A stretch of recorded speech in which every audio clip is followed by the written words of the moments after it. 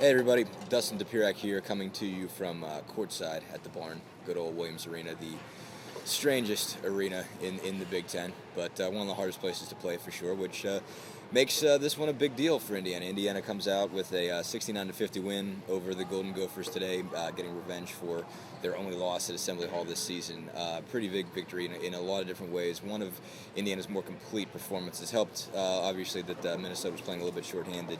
Obviously, they have been without Trevor Mbakwe all year, but also Julian Welch had a hip pointer earlier and tried to play through it, went about 11 minutes, had, varying degrees of success with that, but Indiana was really able to take full advantage, and probably as much, if not more, than any other game this year was able to really kind of put their foot on somebody's throat and put somebody away on the road. I think this is the biggest margin of victory in a road game, in a Big Ten road game since 2004 when they beat Penn State 75-56.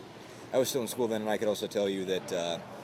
That's not a tough place. That was not a tough place to play at the time very much. I think that was the first year, Ed DeChellis' first year, and he had a kind of a tough time there.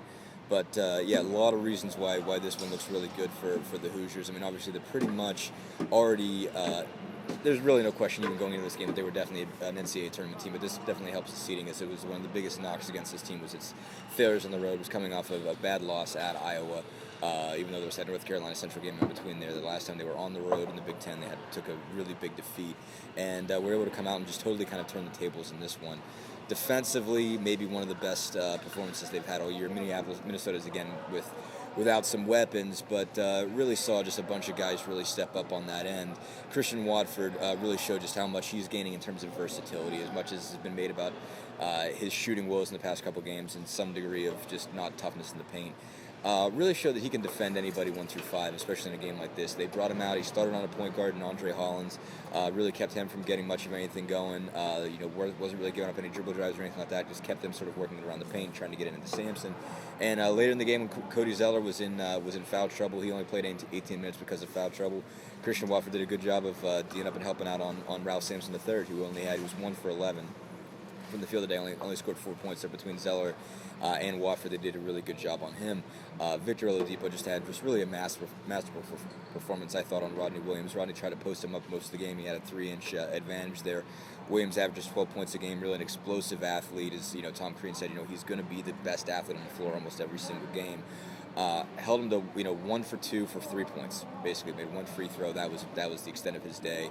They really sort of bottled him up. The only guy who got double figures today was Austin Hollins. He was able to escape and get some open threes, but that was pretty much it. I mean, Indiana holds Minnesota to 31% shooting. That's the only team that shot lower was Purdue, which really pretty much had a lid on it in the first half of that game.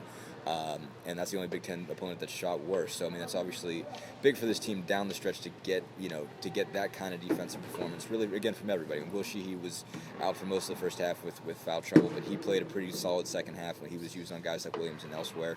And really everybody. Nobody got beat. Verdell Jones did a pretty decent job defensively. Jordan Hulls at no point got exposed or anything like that. I mean, nobody was beating him off the dribble. It was one of his better defensive performances. So they really just got a lot of good stuff defensively, and offensively was almost just as good. Zeller, again, only plays 18 minutes, only scores 7 points. A lot of times for this team, that's just devastating. It's a crippling situation because he's only failed to score in double figures 4 times this year. I think they've lost 2.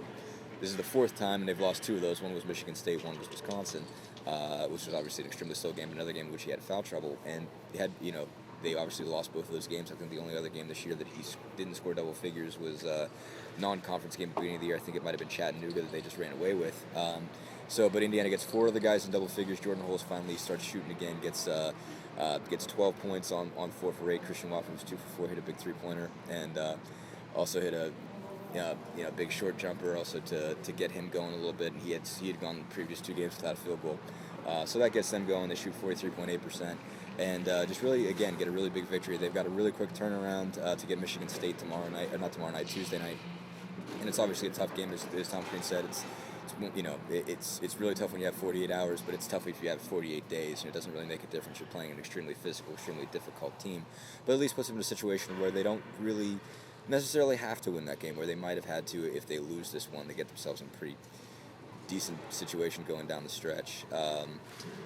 And yeah, they're tied for 5th in the league with Purdue. They want to get that 5 seed for sure, or try to get a bye, which they have a shot to do because Wisconsin, I think, is losing to Ohio State right now on the road. So this one definitely helps out a lot, puts them in good shape with momentum. Helps their uh, sorry, helps their resume a lot, and just an all around pretty big win for Indiana going forward. So anyway, that's it. I can't talk to myself that much longer than this, and as you can see, everybody's kind of looking at me weird. So have a good one. Thanks.